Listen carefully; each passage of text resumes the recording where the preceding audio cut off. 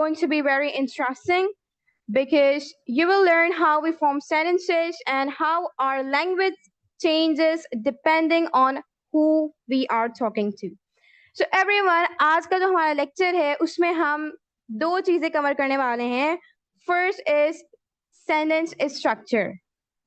Then we will discuss about types of languages. Types of languages, किस तरह की language की मैं बात कर रही हूँ जब हम डिस्कस करेंगे, then you will get know about it, right? So firstly, everyone, we are going to talk about the source of sentences.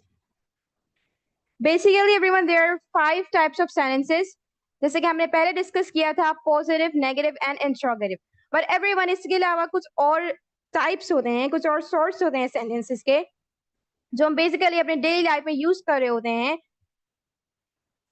So the number one is assertive or declarative.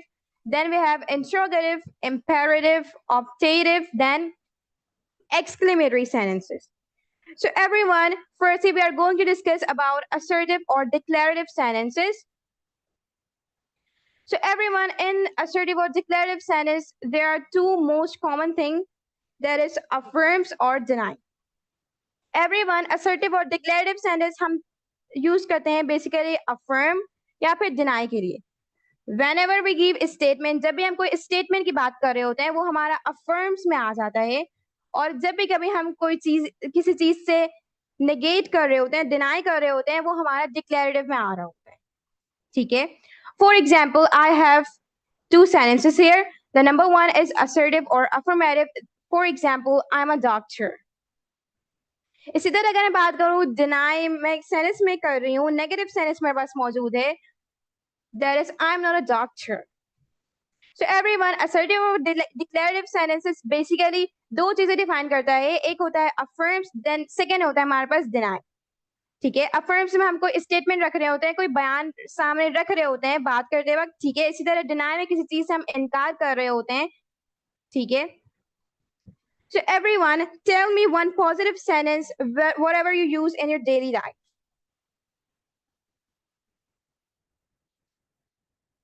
Yes, all of you. Tell me one positive sentence that you use in your daily life.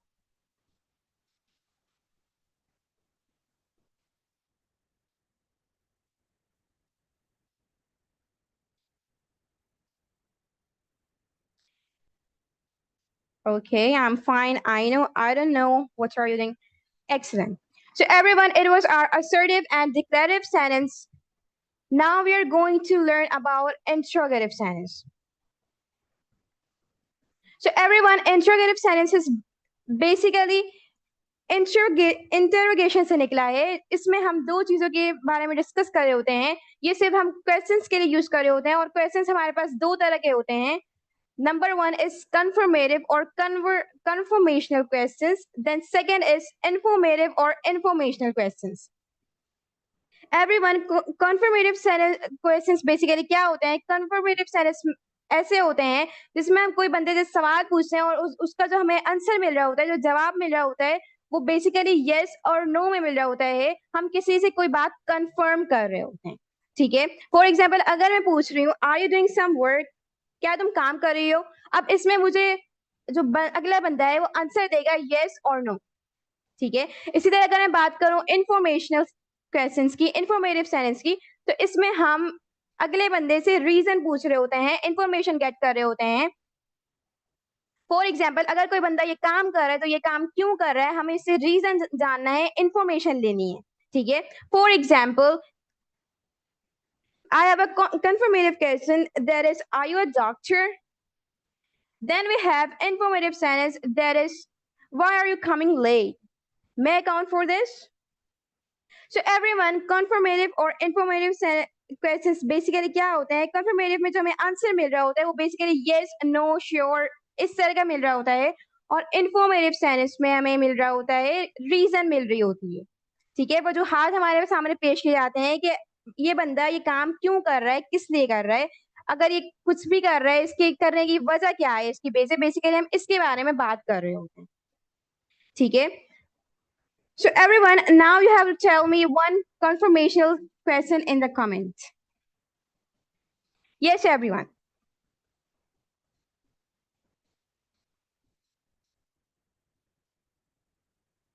Tell me one confirmational question in the chat. Yes, are you a teacher? Are you going to karate today? Are you happy? Are you a teacher? Exactly. So everyone, it was our interrogative sentences. Now we are going to talk about imperative sentences. So everyone, basically imperative sentence में तीन kinds आ जाती हैं. हम इसे तीन चीज के लिए यूज कर रहे होते हैं. Number one is order, second is a request, then third one is advice. Everyone, basically आपको पता है कि ऑर्डर हम किस लिए यूज कर रहे होते हैं. जब हम किसी को हुक्म दे रहे होते हैं, हम बेसिकली सिबलिंग्स हो गए, हमारे कजन्स हो गए, हम उन्हें कह रहे होते हैं कि मेरा ये काम करो, हम हुक्म दे रहे होते हैं कि ये करो वो करो व्हाटएवर.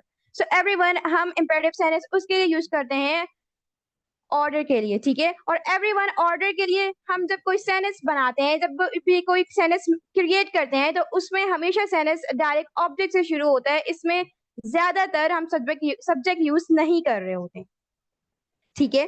इसके बाद हमारे पास आ जाता है request. So everyone, as you know, request हम किस लिए यूज कर रहे होते हैं. जब हमें किसी से कोई इल्तिजा करनी हो, कोई रिक्वेस्ट वगैरह करना हो, तो उसके लिए हम ये यूज कर रहे होते हैं. फॉर एग्जाम्पल, क्या मैं ये कर सकती हूँ, क्या मैं तुम्हारा ये काम कर लूँ, क्या मैं ये पेंसिल ले लूँ तुम्हारी. इस तरह की जो चीजें होती हैं वो रिक्वेस्ट में आ जाती हैं. इसके बाद हम यूज कर रहे होते हैं एडवाइस के लिए. एवरीवन, एडवाइस और सजेशन के लिए हम इसे यूज कर रहे होते हैं. किसी चीज की नसीहत करना, किसी को कोई मशवरा देना कि तुम्हें ये करना चाहिए. एवरीवन, एडवाइस और सजेशन में बेसिकली फर्क ये होता है कि सजेशन में हम बस एक से दो दफा हम मशवरा दे देते हैं किसी को. इसी तरह अगर मैं बात करूं एडवाइस की, तो एडवाइस में हम किसी बंदे को कन्विंस कर रहे होते हैं, उससे फोर्स कर रहे होते हैं कि तुम्हें ये चीज लाजमी करनी चाहिए, ठीक है. तो एवरीवन, इंपेरेटिव सेंटेंस में बेसिकली 3 से 4 चीजें आ जाती हैं. Number 1 is order, then request, advice and suggestion, ठीक है. So now I have example. The example of order is like open the door. ये हम अक्सर और बेशर अपने siblings को कह रहे होते हैं कि दरवाजा खोलो, open the door or something else, right? Then we have request sentence, that is may I go outside please. ये sentence basically children use कर रहे होते हैं अपने parents से permission लेने के लिए. may I go outside please, ठीक है. इसी तरह अगर मैं बात करूं advice की, तो इधर पर एक सेंटेंस मौजूद है, यू शुड परफॉर्म नमाज. एवरीवन, ये लाइन एक ऐसी एडवाइस है, ये बेसिकली नसीहत किया जा रहा है, यहाँ पे फोर्स किया जा रहा है कि तुम्हें नमाज पढ़ना ही चाहिए, because it is obligatory for you, ठीक है. So everyone, now we are going to talk about another type of sentence, that is exclamatory. So everyone, basically we use exclamatory sentence whenever anyone express feeling or emotions. Everyone, जैसे कि हमने introduction में भी पढ़ा था, उसमें भी हम फीलिंग्स, इमोशंस वगैरह डिस्कस कर रहे होते हैं. इसी तरह हम एक्सक्लेमेटरी सेंटेंस में अपने इमोशंस, फीलिंग्स, जज्बात वगैरह डिस्कस कर रहे होते हैं, डिस्क्राइब कर रहे होते हैं, ठीक है. फॉर एग्जाम्पल, यहाँ पे एक सेंटेंस मौजूद है, या we are going to water park, ठीक है. यहाँ पे एक एक्साइटमेंट वाला ये एक या वर्ड यूज किया गया है. ये बेसिकली एक्सक्लेमेटरी सेंटेंस की पहचान है. यहाँ पर एक इमोशन जाहिर किया जा रहा है कि एक बंदा है, वो एक्साइटेड है, वो सरप्राइज है, ठीक है. Then we have another sentence, that is they lost their match. Everyone, एक ऐसा वर्ड है जो इंग्लिश में बेसिकली हम तब यूज करते हैं जब हम अपनी कोई चीज खो देते हैं या हम कोई चीज लूज करते हैं, ठीक है. इसी तरह our third sentence is Alash, she has gotten less marks in her exam. Everyone, और alas बेसिकली हम तब यूज करते हैं जब हम बेसिकली सैड होते हैं, या हम अपनी कोई चीज लूज करते हैं, या हम डिफीट का शिकार होते हैं, ठीक है. सो एवरीवन, ये था हमारा exclamatory sentence. I hope you have understood. Everyone, is it clear about exclamatory sentence and every sentence, whatever you have learned now?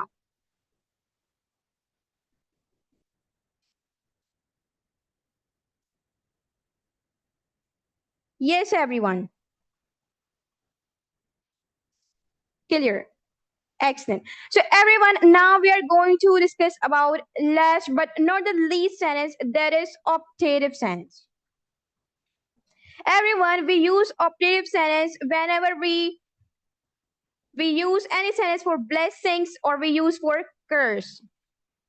Blessing हम तब यूज करते हैं जब हम किसी को दुआएं दे रहे होते हैं कि तुम्हारे साथ ऐसा हो जाए, तुम कामयाब हो जाओ, इस तरह के सेंटेंस के लिए हम ब्लेसिंग का इस्तेमाल कर रहे होते हैं। ये ऑपरेटिव सेंटेंस का हिस्सा होता है। इसी तरह अगर मैं बात करूं कर्ज की, तो हम कभी जब हम किसी से लड़ रहे होते हैं, फाइटिंग कर रहे होते हैं, तो हम बोल देते हैं कि काश तुम फेल हो जाओ एग्जाम में, और इस तरह की चीजें। ठीक है, इसी तरह हमारे पास यहाँ पर एग्जाम्पल्स मौजूद है। For example, May Allah bless you with endless happiness. अल्लाह करे आपको एंडलेस हैप्पीनेस मिल जाए, अल्लाह आपको इस चीज से नवाजे। ठीक है, इसी तरह कर्ज के सेंटेंस की मैं बात करूं तो यहाँ पर एक सेंटेंस मौजूद है, may you get fail in exams, मतलब तुम एग्जाम्स में फेल हो जाओ। ठीक है, तो एवरीवन, ऑपरेटिव सेंटेंस बेसिकली हम दो चीजों के लिए यूज कर रहे होते हैं। एक होता है हमारे पास ब्लेसिंग और सेकेंड हमारे पास होता है कर्स। Everyone, and now what you have to do, you have to give a prayer sentence in the chat, obviously for yourself. Yes, आपने एक blessing वाला sentence लिखना है for yourself.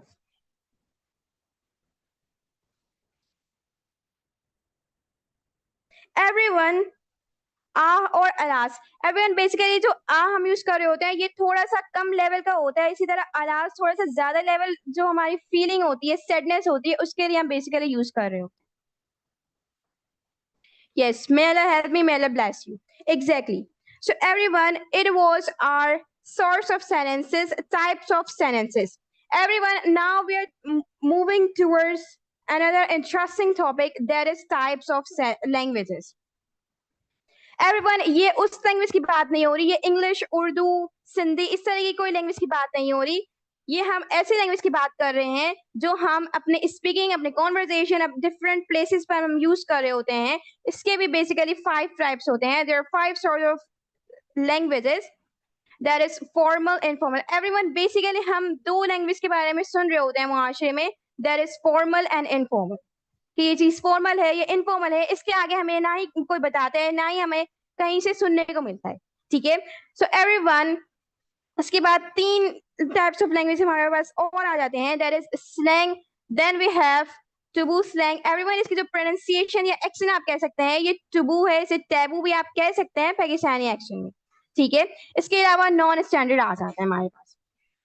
एवरीवन, बेसिकली जो हमें सोसाइटी में लैंग्वेजेस सिखाए जाते हैं वो बेसिकली फॉर्मल, इनफॉर्मल होता है, और ये स्लैंग है, इसे कुछ लोग सलंग बोल रहे होते हैं, बट एवरीवन, ये सलंग नहीं होता, इसे हम स्लैंग कह रहे होते हैं। ठीक है, so everyone, firstly we are going to discuss about formal language. So everyone, we use formal language in professional, academic और official settings. जब भी हम कोई प्रोफेशनल प्लेस, कोई कंपनी हो गई, जब हम कहीं पर एम्प्लॉय, ऐसा एम्प्लॉय काम कर रहे होते हैं, या कोई एकेडमिक्स, कॉलेज, यूनिवर्सिटीज, स्कूल्स, इस तरह की कोई जगह होती है, या कोई ऑफिशियल सेटिंग्स वगैरह में, ऑफिशियल प्लेसेस में हम इसे यूज कर रहे होते हैं। ये बहुत ही ज्यादा पोलाइट, रिस्पेक्टफुल माना जाता है, और इसमें अगर हम बात करूँ ग्रामेटिकली एरर इतने ज्यादा नहीं होते हैं, थोड़े बहुत तो चल जाते हैं, बट इतने ज्यादा एरर नहीं होते। ठीक है, इसी तरह अगर मैं बात करूं तो इसमें कॉन्ट्रैक्शंस वगैरह से बहुत ज्यादा प्रिवेंट किया जाता है। जैसे हम मोस्टली कह रहे होते हैं आई डोंट नो, तो एवरीवन, फॉर्मल लैंग्वेज में हम कॉन्ट्रैक्शंस यूज नहीं कर रहे होते हैं। हम आई डोंट नो कहने की जगह हम डू नॉट का यूज कर रहे होते हैं, आई डू नॉट नो। ठीक है, for example, good morning sir, how are you today. Everyone, मैंने आपको पहले ही बताया है कि हाउ आर यू के बहुत सारे वेरिएशंस हैं जो इनफॉर्मल हैं। For example, how's it going and what's up. ठीक है, सो एवरीवन, ये जो सेंटेंस मेरे पास मौजूद है, good morning sir, how are you today, ये बिल्कुल फॉर्मल सेंटेंस है। आप अपने ऑफिशियल सेटिंग्स, एकेडमीज वगैरह में इसे इजीली यूज कर सकते हैं। इसके बाद एक सेंटेंस मौजूद है मेरे पास, I would like to inform you about the meeting. अगर मैं किसी कंपनी में मौजूद हूँ, मुझे मैनेजर को अपनी मीटिंग में बुलाना है, तो मैं वहां पर जाकर ऑर्डर तो नहीं दूंगी, मैं वहां पर कोई इंपेरेटिव सेंटेंस तो नहीं यूज करूंगी, बल्कि मैं उनसे रिक्वेस्ट करूंगी, I would like you to inform about the meeting. ठीक है, सो एवरीवन, ये था हमारा फॉर्मल सेंटेंस जो हम अपने प्रोफेशनल, एकेडमीज और ऑफिशियल सेटिंग्स में यूज कर रहे होते हैं। एवरीवन, इसके बाद हम बात करेंगे इनफॉर्मल लैंग्वेज की। सो एवरीवन, बेसिकली इनफॉर्मल लैंग्वेज जो होती है वो हम फ्रेंड्स, फैमिली और क्लोज पीपल के साथ यूज कर रहे होते हैं। कोई हमारे कजन्स, कोलीग्स, इस तरह के जो पीपल होते हैं उनके साथ हम यूज कर रहे होते हैं। एवरीवन, हम अपने घर वालों के साथ, अपने फैमिली मेंबर्स के साथ भी ज्यादातर इनफॉर्मल ही यूज कर रहे होते हैं, इतना फॉर्मली हम बात नहीं कर रहे होते हैं। हाँ, अगर बात करूँ पेरेंट्स की, तो पेरेंट्स के साथ हम फॉर श्योर फॉर्मल होकर बात कर रहे होते हैं, बट अगर बात करूँ सिबलिंग्स वगैरह की, ब्रदर्स, सिस्टर्स, तो उनके साथ हम इतना फॉर्मली बात नहीं कर रहे होते। ठीक है, इसी तरह ये ऐसी लैंग्वेज है कि बहुत ज्यादा रिलैक्स गैदरिंग में यूज की जाती है। बहुत सारे कैजुअल वर्ड्स होते हैं, इसमें कॉन्ट्रेक्शंस भी यूज किया जाता है, ग्रामर वगैरह पे इतना फोकस नहीं किया जाता। इनफॉर्मल लैंग्वेज की अगर मैं बात करूँ तो उर्दू में बेसिकली हम यूज कर रहे होते हैं यार, चल, इस तरह की जो वर्ड्स होते हैं, ये सारे वर्ड्स इनफॉर्मल लैंग्वेज में आ रहे होते हैं, एज यू नो। ठीक है, इसी तरह मेरे पास एग्जाम्पल मौजूद है। Hey bro, what's up. Everyone, मैंने आपको पहले ही बताया था कि ये जो व्हाट्स अप, ये सेंटेंस होता है, ये इनफॉर्मल होता है, ये हम फॉर्मल गैदरिंग में यूज नहीं कर रहे होते। इसी तरह मैंने आपको हे का भी बताया था, ये भी एक इनफॉर्मल वर्ड है जो हम प्रोफेशनल प्लेसेस में नहीं यूज करते। इसी तरह हमारे पास सेकंड सेंटेंस है, we have I am gonna watch a movie tonight. Everyone, यहाँ पे बेसिकली दो कॉन्ट्रैक्शंस यूज किए गए हैं, एक आई एम का कॉन्ट्रैक्शन यहाँ पे मौजूद है, एक सेकंड है गना। एवरीवन, ये जो गोना लिखा हुआ है, ये बेसिकली गोइंग टू का कॉन्ट्रैक्शन है, जो हम इनफॉर्मल लैंग्वेज में इस तरह से यूज कर रहे होते हैं। I am gonna watch a movie tonight, I am gonna do this work, that work और व्हाटएवर। ठीक है, so everyone, basically informal language हम फ्रेंड्स, फैमिली और क्लोज पीपल के साथ यूज कर रहे होते हैं। ठीक है, now we are going to learn about slang language.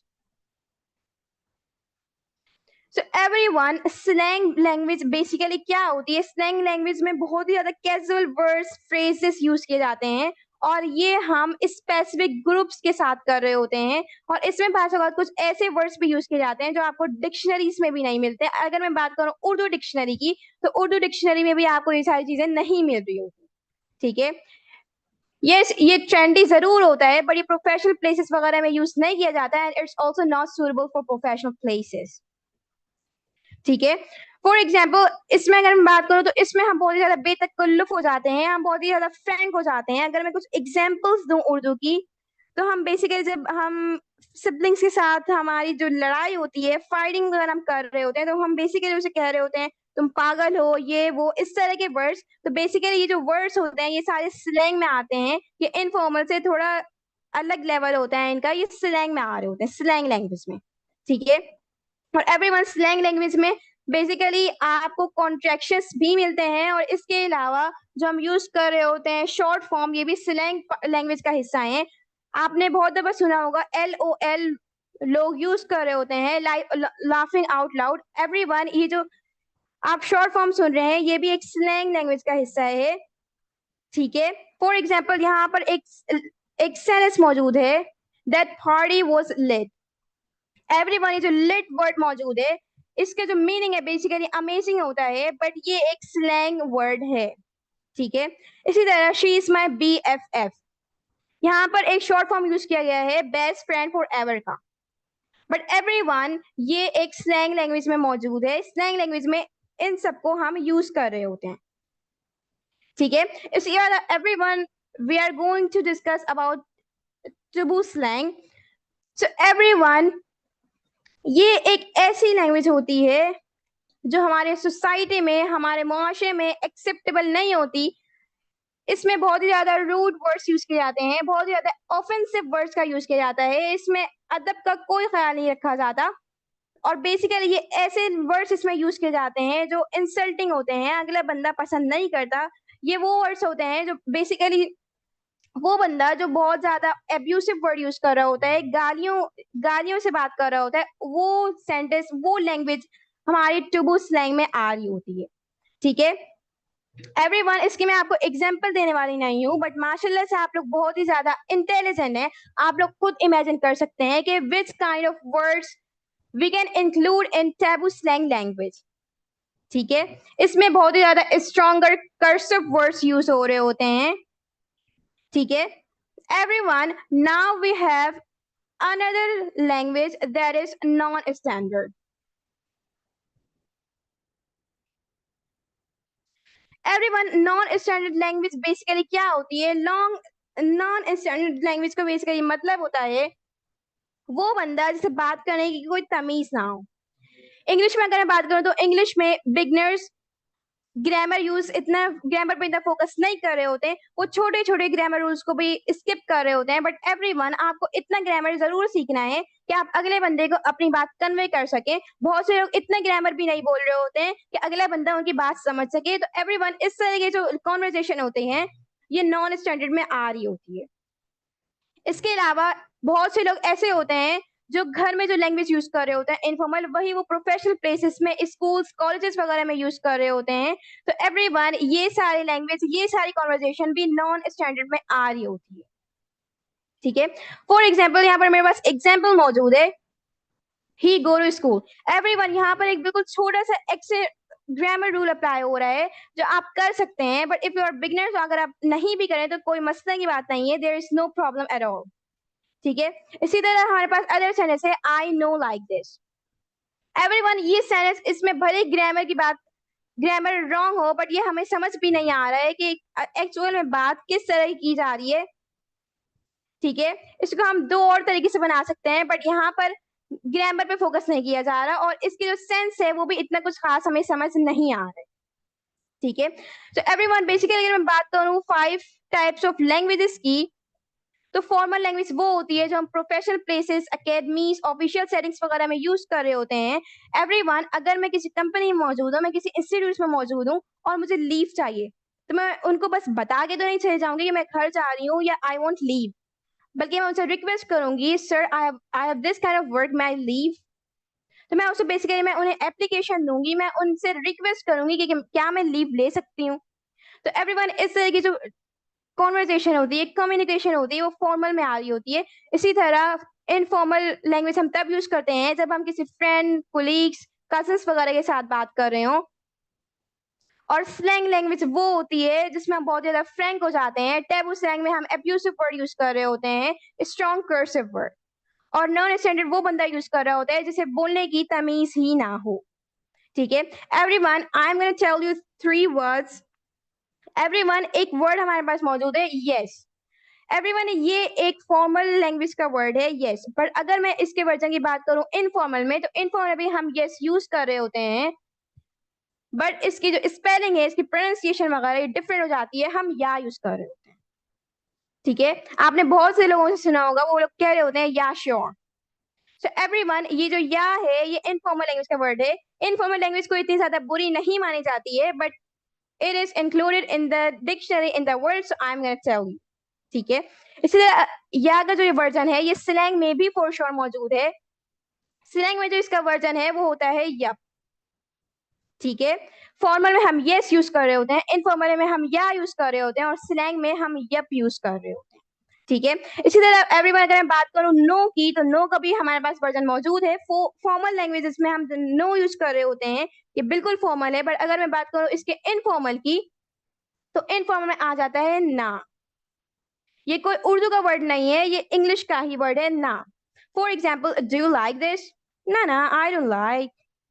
ठीक है, सो एवरीवन, ना इनफॉर्मल लैंग्वेज में यूज किया जाता है। इसी तरह अगर मैं स्लैंग की बात करूं, तो स्लैंग में इसका जो वर्जन होता है वो हो जाता है no. Do you like it? No, I don't like.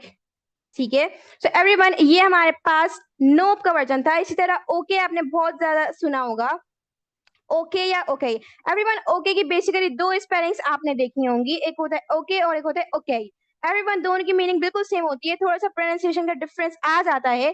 इसी तरह अगर मैं इसके इनफॉर्मल वर्जन की बात करूं, तो इनफॉर्मल में आपने देखा होगा बहुत से लोग यूज कर रहे होते हैं ओकी। ठीक है, ये जो वर्ड है ये बेसिकली इनफॉर्मल में आ जाता है, ये फॉर्मल नहीं होता। इसी तरह इसका स्लैंग वर्जन भी हमारे पास मौजूद है। स्लैंग वर्जन में हम इसे कह रहे होते हैं ओकी डोकी। ये बेसिकली आप पाकिस्तान में नहीं सुनेंगे, बट अमेरिकन वगैरह स्लैंग में इसे बेसिकली यूज कर रहे होते हैं, इसे इस्तेमाल कर रहे होते हैं। So everyone, I hope you all have understood about it. Everyone, is it clear? Kindly tell me in the chat.